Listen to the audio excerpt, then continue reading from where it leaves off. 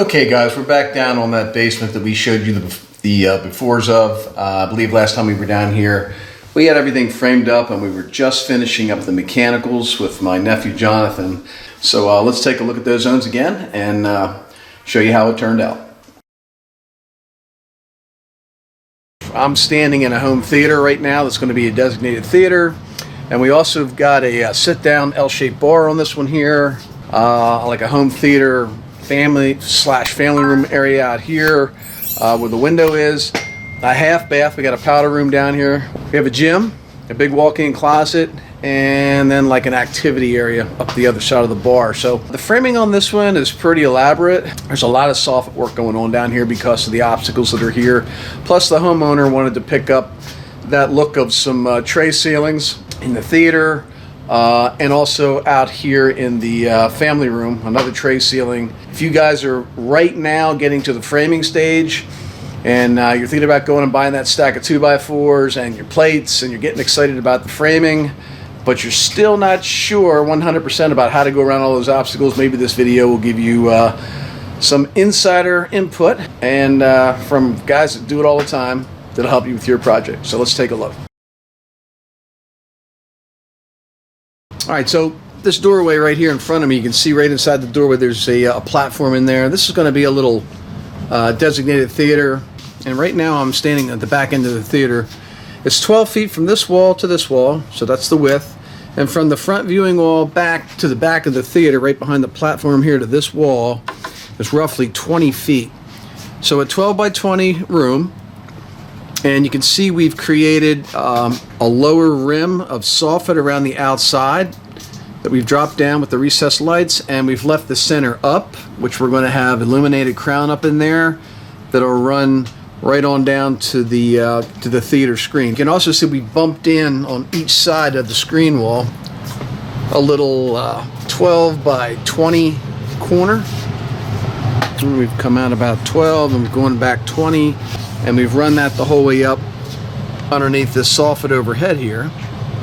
And we did the same thing on the other side. You can see down there, we've come out 12 and we've gone back 20. And then we've got the soffit crossing over the lower rim of the ceiling, crossing over as well. So that's going to give the screen on the front viewing wall a little bit of a built-in look. I mean, in my book, every designated home theater needs a tray ceiling, some type of framing structure where the middle of the theater ceiling is high and then the perimeter framing around the ceiling is a little bit lower. Now we had ductwork that was up inside this particular lower rim of ceiling soffit here, so you know we had a reason why we had to build this soffit over here.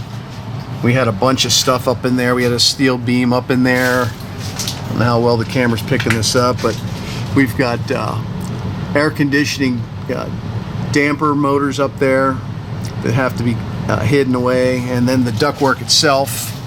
You can see the ductwork itself coming over from the furnace up in there. So that side we had to build a soffit regardless. Now over here, we didn't have as much going on over here. There wasn't much up in this side. There was a couple gas lines up in there that would have had to been taken care of, but we didn't need to build this big soffit for those gas lines.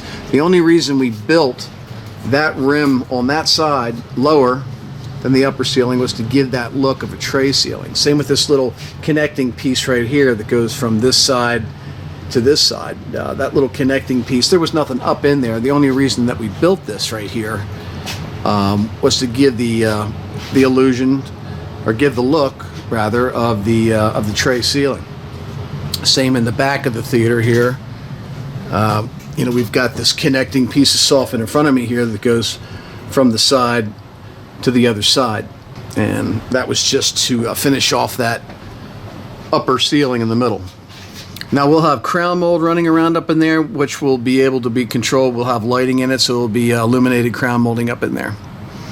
And you can also see we've got the house lights. We have 1, 2, 3 recessed 6-inch cans up in the high ceiling, as well as we've got 1, 2, 3, and over here again 1, 2, 3 6-inch recessed cans in the lower rim here. So there's lots of lighting in this theater, as well as at the platform, which is going to be, the stage seating. This will be for the back couch. There'll be a 7 or 8 foot couch up on the platform, and then there'll be another 7 or 8 foot couch in front of the platform. I'm not sure what the homeowners are going to purchase, but we've got lights that are going to be going around the rim of this platform, just so when you're in the dark you can hear the edges of the platform. Any place you're going to be stepping up onto will be illuminated. So we do have some platform lights. If you guys, I get a lot of people asking me, is it really worth building a designated theater? They do take up a lot of space, and they are nice when they're done, but are you really going to use it? I mean, you're actually going to come in here, turn the projector on, shut the doors, and sit in here in the dark and watch movies. A lot of people think they're going to use it a lot more than they do, and it ends up becoming a novelty. Now, unless you're, building the theme of the basement around movies, and that's your thing, and you're going to really use this thing, it's a pretty big expense if you're not going to use it a lot. Let's go back and check the theater out now that that's completed. We got our double doors going in here. These are a 4-foot opening. And inside we have the finished theater. Now there's our platform that we showed you at the beginning with the illuminated lights going around the outside edge of it there. So it's not a trip hazard in the dark. The theater sofa in the back, and we have another set of seats right in front of the platform. The theater, we can see all of our soffit work that we did, that we showed you, how that turned out with the high ceiling in the middle where we have the overhead projector. And we also have the illuminated crown. And up that end of the theater, we have a 96-inch wide theater screen. You can see we have a circuit of sconce lights that runs down the side. We have 3 on the right side and 3 on the left side. And again, having that higher ceiling in the middle of a theater really gives you that theater look. And looking back through the theater, you can see we have our stage seating in the back. The chairs stick up 8 inches taller than the ones in the front. And you can see the rear channel speakers in the wall. And we have in-wall speakers on the sides. All right, and again, this theater here was 12 feet wide, 12 feet across, and the depth of the room is roughly 20 feet. Now, we did have to leave space behind the rear set of seats to get around and get in that door, because that was the only way we could get back into the storage room. So we had to keep a walkway behind the back set of seats of the theater. We're going to have a like a 9 by 7 bar, L-shaped bar. John's behind there right now. He's doing some wiring. He's hooking up the GFI circuit that's going to be the counter circuit that's going to run along the upper tier. It's going to be 2 tiers. You're going to have a 42-inch tall top on top of here, and then it'll drop down 6 inches, and then we'll have a standard 36-inch top down here. These GFI outlets will be right above the 36-inch top. I call it the uprise. Between the lower top and the upper 42-inch top, the uprise is 6 inches tall. We always run a circuit of GFI circuits, or GFI outlets rather, on edge. You can't stand them up and down because they won't fit, so we install the boxes sideways. So we have a real nice bar. Back behind the bar here, up this end, we are going to have a sink. It is a wet bar. So we're already plumbed in for our cold and hot water lines here, and we also have our 1.5-inch drain line that's roughed in. Now there will be a pump, be a tray pump underneath the sink in this bar, and I've showed you that in other videos where the sink drain will go right down into the pump, and it'll flush the water out that way. So we couldn't get a centrifugal feed on this drain line, so we're at the mercy of a pump. So we got the bar pump in here. I believe we're going to have a mini refrigerator somewhere underneath as well, and then 2 nice tops, like a 9-foot top and a 7-foot top. Okay, so let's take a look at that bar. all finished up here. Again, it was a 2-tier bar. We had 42 on the top section. We had 36 standard on the bottom section of countertops. And it's an L-shaped bar. You can see that we have had the solid surface tops waterfall down on the back section of cabinetries, as well as on the front bar. We waterfalled the 42-inch top right down into the 36-inch top, right down to the floor. And we do have a little beverage refrigerator behind here, some nice cabinetry. There's that counter circuit we talked about with the outlets turned on edge going around there. That's the GFI counter circuit. The nice little bar sink here. And underneath here, as we showed you before, we were going to have a tray pump system under here. We've got the actual pump, and then we've got the check valve right here. With this particular model, you can also run a dishwasher in your bar. It'll run a dishwasher and a sink with no problems. And in the basement, because we don't have centrifugal feed, because we're below grade, most of the time we're going to have some type of pump system. Now this particular pump you can get at Home Depot, or you can get it online. I do have a link in the description below if you're interested in checking out that pump a little more. They're rather easy to install, come with detailed instructions, and again, you're going to need this if you want to put a bar in the basement. And behind the bar there, we just have 2 floating shelves. No upper cabinets on this one behind the bar. The homeowners wanted the simplicity of just shelves. Put a couple bottles on. And there's your pennant light circuit. We got 5 pennant lights that are carrying that Japandi theme. And on the front of the bar, we have some more of that Japandi wood, which goes with the theme down in the entertainment area on the wall and the ceiling. And we got more of that wood, Japandi wood on the front here. And incidentally, the bar keep behind this bar, it's a little wider than our normal. We normally go 38 inches between the front cabinet face and the rear cabinet face. And here we're almost at 48 inches. So if you've got 2-3 people behind there, and you got guests out here, and you got 2 or 3 people behind the bar, you can pass each other a lot easier in a 48-inch wide space than a 38-inch space. So it's very forgiving when you have more than one person working behind the bar. So there's our bar. The top actually with the overhangs worked out to be about 10 foot long in the front by 7 foot long returning back into the wall. So a 10 by 7 bar. Base of the steps now, we have opened up both sides of the stairway wall. Those stairway walls went the whole way down to the bottom step. We opened them up to roughly the 5th step. And we've built the angle walls, and they're going to have traditional banisters, handrail assemblies at the base. Okay, and let's take a look at that stairway wall that we opened up to the 5th step on both sides. I showed you the before there. We did open those walls up to the 5th step, and that has matching handrail and spindles. That matches what's upstairs in the home. That's carrying the home's trim theme down into the basement. We have double banisters at the base of the steps, and we've got the carpeting running up the stairs. And most basements do not have finished grade stairs where you're going to stain them and poly them. 9 times out of 10 or better, we're just carpeting the steps. You can see how they waterfall down across the treads and down the risers.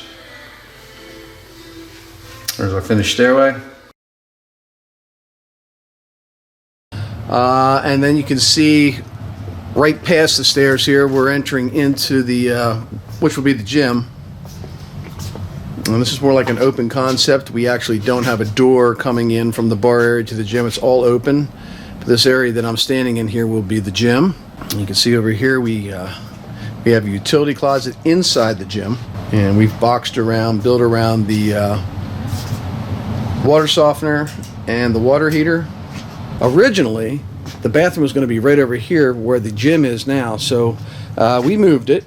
You can see we've cut off the toilet drain line here and the sink drain line over here, and right over here, this little black box here down the concrete would have been for a shower or a tub.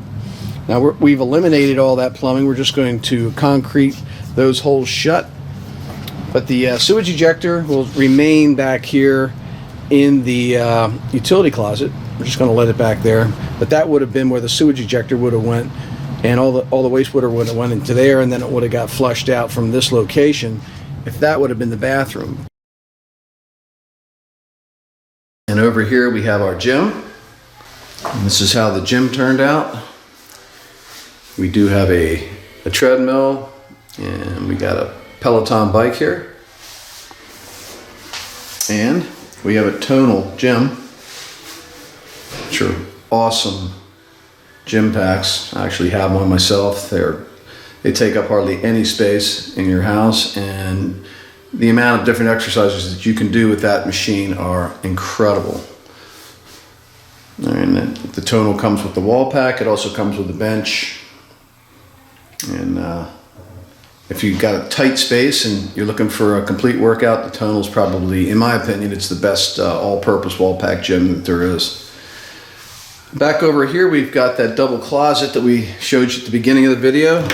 And inside there, you still see the sewage ejector in the floor. Got the water heater back in here, and again, the water softener equipment back here. It's all unfinished back there. And we just built that into a nice wide, 6-foot wide closet inside the gym. And so that is our gym area. Again, this is an open concept. A lot of times we'll have a door to separate the gym from the rest of the finished basement space, but the homeowners wanted to keep an open floor plan. We just rolled it right around past the steps and right on in there. You can see we also created a little bit of a tray ceiling effect in here as well. We did have some plumbing up in here. We've got a very narrow, not so wide soffit right here. It's only about 4 inches wide, but we had to hide a pipe up there. But because we did that, we continued that around and down. And this side over here was ductwork. So this side naturally made this side of the tray ceiling for us. We built that over there to hide another waistline pipe. So we had a method to our madness. We had to create a way to hide those pipes, and we put them in soffits, but we kept the height of the soffits the same so we could get that tray ceiling look. You know, even though the pipe over here was higher than the pipe over here, we framed it down to the same level as this one over here, just so we could get that clean line of a tray ceiling. The homeowner didn't really like where the bathroom was pre-plumbed by the builder, and frankly, neither did I. So when I was designing it, I wanted to get the bathroom out of the way and have it more centrally located for all the different areas in the basement. And we're back here bordering a storage room now, which if you've watched my video, which I'll have a link to in the description below, if you watch my video on how I like to design basement bathrooms, I like to try to border a storage room when I can to get the sewage ejector, which you can see behind the wall there, so that you can plumb your get everything right through the back wall of the bathroom into the sewage ejector in storage, so you can go back into storage then and service the ejector. It just makes it so much easier to put the bathroom together when you have an ejector. Otherwise, you're going to be putting the ejector in a closet, and it's a lot harder to do. So whenever you can border the storage area with your bathroom, all the better. But back to what I was saying, there's the new sewage ejector. So we had one over there in the gym area, but we couldn't jack the floor all the way over there to the gym area to utilize that. That would have been like 30 feet away. So we put in a new sewage ejector, and this is just going to be a powder room. We're going to have a toilet right there. You can see the toilet flange in the floor there. And we're going to have a 30 or a 36-inch vanity over right beside the toilet here. So we don't have a tub shower on this particular bathroom, but it's always nice to have a powder room in the basement. So there's our bathroom, and I relocated plumbing in the floor for the drain lines and the sewage ejector. Okay, so let's take a look at the bathroom, all finished up here. Again, this was a powder room. It was a half bath. It did not have a shower or a tub. And we've got a 30-inch vanity here with a vessel sink on top. It's a floating vanity, meaning it doesn't go down to the floor. The vessel sink, mirror, and one fancy toilet in here. And this bathroom is about 4 feet deep by 6 feet wide, 4 by 6. And right on the other side of that wall, as we showed you at the beginning of the video, is the sewage ejector. So the sink and the toilet are going right on the other side of the wall and dropping right into the pit. Again, it's always good to have a storage area. If you can design your basement, it's nice to have a storage area that borders your bathroom. That way, the wastewater is taking the shortest route, and you can also service the sewage ejector. Otherwise, if you don't put it in a storage area, you'll have to build a closet or something in the finished space to hide the sewage ejector and all the plumbing. Do have a light fan up there. We do have a lower section of soffit over here, which is a continuation of the ductwork. We had to build that soffit over top of the toilet to hide the ductwork. So there's our powder room. And if we take a walk back into the theater, we can poke our head into that unfinished storage area behind the theater and the bathroom, where we can get to all our own mechanical stuff. We got our sub panel back here. We did install a sub panel for this project. Right here, it's a 100 amp sub panel, and everything in the basement is on this sub panel. The basement lights, storage room lights, the sewage ejector pit, bar pump, bar GFI circuits, gym outlets, everything in the basement's down here in that sub panel. And you can see the back of the theater wall. There's one of the rear speakers coming through the wall. That framing right there is the back side of the bathroom.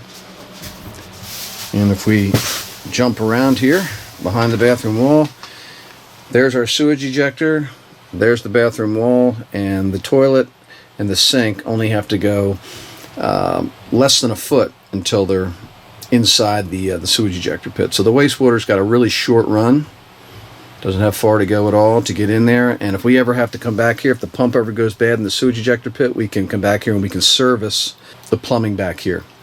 That's why I really like having a storage area bordering a bathroom, so we can get to all the stuff later on. And we've put the furnace inside a large closet here. We have another double 4-foot door going in there, so they'll be able to open up this double door right here, go inside here, service the furnace, change the filter, whatever, right inside an unfinished utility closet. Okay, and there's that HVAC utility closet with the 4-foot double door. When you open these doors up, everything still looks the same in there. There's your furnace and some supplies back in there, all accessible, still totally unfinished in there. But that is a true utility closet. You can go in there and service that furnace. You could replace the furnace if need be, if it ever goes bad, and eventually they do, because we have this nice wide 4-foot opening. You have good access to your utilities in there. And when you shut that up, you know, you just have the look of another matching door within the home from the finish out of the basement, but inside it's always going to be just utility and look the same. But it's a great way to hide your utilities in an unfinished closet. Basement does have a 4x4 egress window, which was pre-existing, and that's the way we brought in all the lumber, all of our tools, and basically even us. We come in and out the window, that way we don't have to go through the client's house. And there's our 4x4 egress window that was existing from the builder. And you can see our soffit just makes it over top of that window. Just enough so that we could put a full piece of casing over top of the window. About a 10 by 5, 10 by 4.5 foot closet up this end, a nice big closet. The homeowners do have young children. They have a lot of toys and games and things like that. I believe that's what that closet is going to be utilized for. And then we've got that large 4.5 foot by, I believe, 8 foot closet up this end. 36-inch door going in here. And you can get all kinds of stuff in here. The homeowners haven't filled it up yet. We actually just finished the job, so they're just kind of moving into the space. But again, it's 8 foot wide by 4.5 foot deep. And they'll be able to put a lot of the kids' stuff in here and a lot of seasonal items in here that they want to keep out of unfinished storage, because they don't have a whole lot of storage left down here. We finished just about the entire basement. So there's that closet. I did want to show you, we talked a lot about soffits at the beginning of the video here. I wanted to show you what we had accomplished with those soffits. We wanted to get a tray ceiling look in this TV area here, which is the family room area. And we did have to build a soffit across the front here to divide this TV area here from the bar area over there. The soffit kind of gave us that divide. All right, again, this is a soffit that we really did not have to build up there. The only reason that we did build that was to get that look of a separate area and to create a tray ceiling. Now, we don't have our traditional crown mold up beside the tray ceiling. We did a Japandi wood ceiling in here to give them some more of that feel. You can see we also did the entertainment wall up there as well in the Japandi wood. But there we have the complete soffit going down this side, across the front over the TV, back over the window, and then returning back between the TV area and the bar area. So if you're looking for ways to make your a wide open space look a little bit more centralized for a specific themes, a specific zone in the basement. In this case, we would call this the entertainment area. We cut this large, long 40-foot ceiling down by dropping that soffit across there and then duck under there, and we're inside the tray ceiling area, and it definitely makes this area feel separate from the bar area. All right, so there was a soffit there that we had to build. We had another soffit out here that was a beam. You can see we have a support column we wrapped there, and we got that soffit running down there. There is actually a beam in there, and there's also some ductwork in there that we had to hide. So there's another reason for another soffit. So there's soffits all over this place. So definitely has a different ceiling escape, as we call it in the business. It's not just one big flat ceiling in the basements most of the time. There's a lot of obstacles up there that you're trying to hide. We hide those in soffits, and we also use the soffits to create tray ceilings. So the bar area definitely goes nice with this entertainment area. They flow together. So if you're entertaining down here, you have one large entertainment complex down here. You could seat at least 10 people at that bar. The homeowners haven't gotten their stools yet, but you could do 6 across the front easily and 4 down the side. So you get a lot of people down here, and this is a very large entertainment area. I would say it's about 22 by 18 or 19 deep, and that's a very large sectional right there. That's a big piece of furniture, and there's still plenty of room to walk around it.